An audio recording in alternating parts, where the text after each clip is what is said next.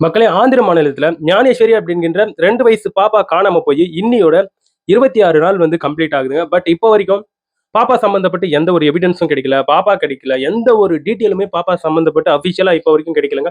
Police அவங்களுடைய துரித நடவடிக்கைகளை வந்து எடுத்துக்கிட்டே தான் இருக்காங்களே தவிர்த்து, எந்த ஒரு எவிடன்ஸும் கிடைக்கல. ஸோ, இப்போ அவங்களுடைய சோசியல் மீடியால இருக்கக்கூடிய நபர்கள், தெலுங்குல இருக்கக்கூடிய நியூஸ் சேனல்ஸ் அவங்கலாம் இப்போ போலீஸ ஒரு வகையில பாராட்டிட்டு வராங்க. பரவால்ல, எப்பயாச்சும் நீங்க வந்து ஃபாஸ்ட்டா இதுல வந்து செயல்பட்டுருக்கீங்களே அப்படின்ட்டு ஒரு சில விஷயங்களை சொல்லி பாராட்டிட்டு வராங்க. அது என்ன? பாப்பா சம்மந்தப்பட்டு இருக்கக்கூடிய அப்டேட்ஸ் என்ன? ஒரு சில அப்டேட், கீ அப்டேட், சின்ன சின்ன அப்டேட்ஸ், அசம்ப்ஷன் முன் வச்சு சில விஷயங்கள வந்து சொல்லியிருக்காங்க. ஸோ அது எல்லாத்தையும் பத்தி தான் இன்னைக்கு இந்த வீடியோல எந்த அளவுக்கு ஃபாஸ்ட்டா சொல்லி முடிக்க முடியுமோ, அந்த அளவுக்கு ஃபாஸ்ட்டா எக்ஸ்பிளைன் பண்ணி முடிச்சுர்றேன். வணக்கம் மக்களே, நான் உங்க கோகுல். இது உங்க கோகுல் டேக். இது போன்ற கரண்ட் அஃபேர்லாம் நீங்க தெரிஞ்சுக்கணும்னா கோகுல் டேக் சேனல சப்ஸ்கிரைப் பண்ணிக்கோங்க. அதாவது மக்களே, இங்க இந்த பாப்பா சம்மந்தப்பட்டிருக்கக்கூடிய இந்த செய்தி, இந்த சம்பவத்தை குறித்து எந்த ஒரு நாலேஜுமே இல்லாதவங்களுக்கு திருப்பியும் ஃபர்ஸ்ட்ல இருந்து ஒருக்கா எக்ஸ்பிளைன் பண்ணிடுறேன். பாப்பா எப்படி தொலைஞ்சு போச்சு, என்ன ஏதுன்றது. அதாவது ஆந்திர பிரதேஷ்ல இருக்கக்கூடிய காக்கிநாடா டிஸ்ட்ரிக்ட்ல சிஹெச் அக்ரஹாரம் அப்படிங்கிற ஒரு வில்லேஜ் இருக்குங்க. அந்த வில்லேஜ்ல ஜூன் 6ஆம் தேதி சிஹெச் அக்ரஹார கிராமத்துல ஒரு 40 ஏக்கர் பாமாயில் தோட்டம் என்பது இருக்கு. ஊர் வெளியே இருக்கு. அந்த பாமாயில் தோட்டத்துக்கு நடுவுல ஒரு வீடு இருக்கு. அந்த வீட்ல வந்து 4 பேர் இருக்காங்க. ஒரு அம்மா, ஒரு அப்பா, 2 பெண் குழந்தைகள் அப்படின்ட்டு. ஸோ அதுல அம்மாவுடைய பெயர் வந்து பவானி, அப்பாவுடைய பெயர் வந்து கணேஷுங்க. ஸோ சம்பவம் நடந்த அன்னைக்கு கணேஷ் வந்து தோட்ட பராமரிப்புக்காக வெளியே போறாரு. கூடவே இந்த ஞானேஸ்வரி அப்படின்ற இந்த 2 வயசு பாப்பா கூட அப்பா கூடவே ஓடுது. அப்பா என்ன பண்ணியிருக்காருன்னா, திருப்பியும் அந்த பாப்பாவை தூக்கிட்டு வந்து அவங்களுடைய வீட்டில் வந்து விட்டு போயிருக்காரு. அவங்களுடைய ஒய்ஃப் கிட்ட சொல்லிட்டு போயிருக்காரு, பாப்பாவை பத்திரமா பார்த்துக்கோ, நான் போறேன் தோட்ட பராமரிப்புக்காக அப்படின்ட்டு சொல்லிட்டு விட்டு போயிருக்காரு. பட் அவங்க ஒய்ஃப் வந்து சின்ன குழந்தைக்கு வந்து ஃபீடிங் கொடுத்துட்டு இருக்கும்போது இந்த பெரிய பாப்பாவை வந்து பார்ப்பதற்கு அவங்க கவனத்தை சிதற விட்டுட்டாங்க. ஸோ அந்த பாப்பா அவங்க அப்பா போன உடனே அவங்க அப்பா ரொம்ப தூரம் போயிட்டாரு. சிசிடிவில பார்க்க முடியுது. அதுக்கப்புறம் இந்த பாப்பா பின்னாடியே ஓடக்கூடிய காட்சிகள் என்பது வெளியே வந்தது. அந்த பாப்பா கூடவே நாயும் ஓடி இருக்கு. அவ்வளவுதாங்க, இதுதாங்க நடந்தது. பாப்பா அப்பல இருந்து காணோம். 26 நாள் கம்ப்ளீட் ஆகுது. ஸோ இதுல வந்து சில ட்விஸ்ட் அண்ட் டர்ன்ஸ் வந்து நடந்திருக்கு. என்ன மேட்டர்ன்னு பார்த்தோம்னா, அந்த பாப்பா கூட போன அந்த நாய் போயிட்டு ஒரு 3 நாள் கழிச்சு திரும்பி வந்தது. வந்து அவங்களுடைய அம்மாவுடைய ட்ரெஸ் எல்லாம் பிடிச்சி இழுத்துது. ஸோ எல்லாரும் பாப்பாவை இருக்கக்கூடிய இடத்த தான் இந்த நாய் காண்பிக்க பாக்குது அப்படின்ட்டு அது பின்னாடி ஓடுனா அந்த நாய் வந்து ஒரு மாதிரி திக்குமுக்கு தெரியாம நடந்துக்கின்னு வாயில நுர சொல்லி ஒரு மாதிரி டீஹைட்ரேட் ஆயிட்டு அந்த நாய் வந்து இறந்து போச்சு.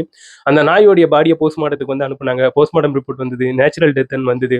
அதுக்கப்புறம் அந்த நாய் வந்து வேறொரு இடத்துல வந்து சுற்றி தெரிஞ்சுக்கிட்டு இருக்கு அப்படின்ட்டு அவங்க ஊர் கோயில் சிசிடிவி காட்சிகள் என்பது வெளிவந்தது.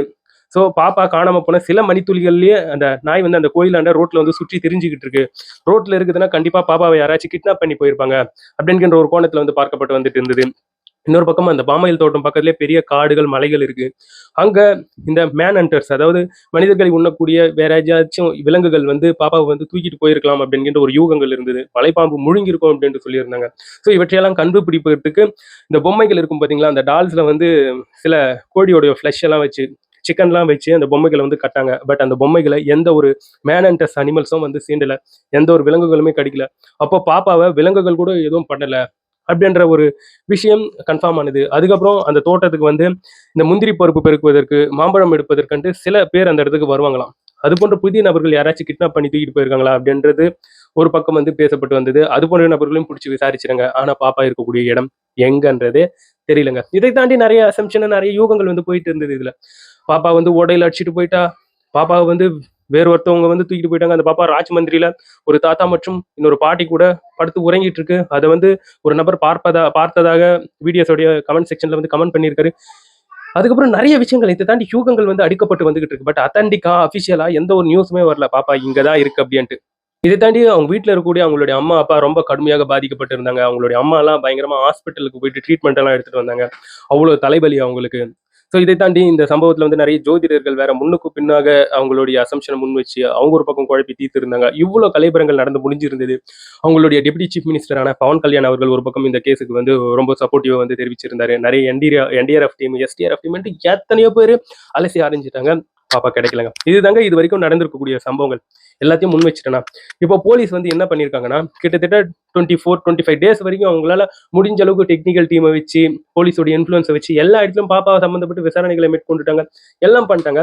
அவங்களுக்கு எந்த ஒரு எவிடன்ஸுமே கிடைக்கல. எந்த ஒரு துப்புமே துலக்கல. இதுக்கு மேல இதே மாதிரி விட்டா வேலைக்கு ஆகாது. மீடியாஸ் வேற கொஸ்டின் கேட்க ஆரம்பிச்சிட்டாங்க.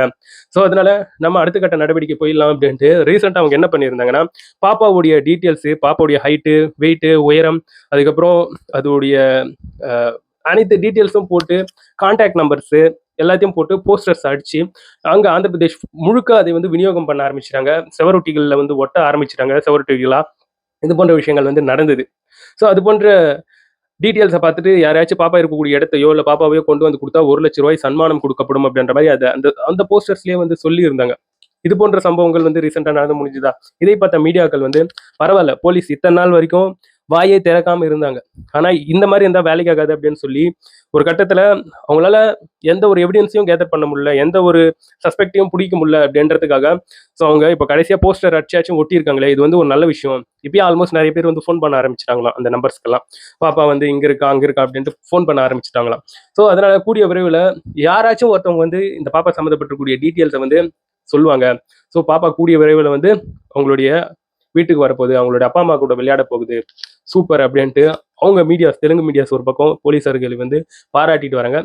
இது ஒரு பக்கம் இப்படி போயிட்டு இருந்தாலும், இன்னும் பல நபர்கள் பல அசம்ப்ஷன வந்து முன் வச்சுட்டு வராங்க. அவ்ளோ அசம்ப்ஷன் வந்து போய்க்கிட்டு இருக்கு. அவையெல்லாம் சொல்லி உங்ககிட்ட வந்து குழப்ப வேணாம்.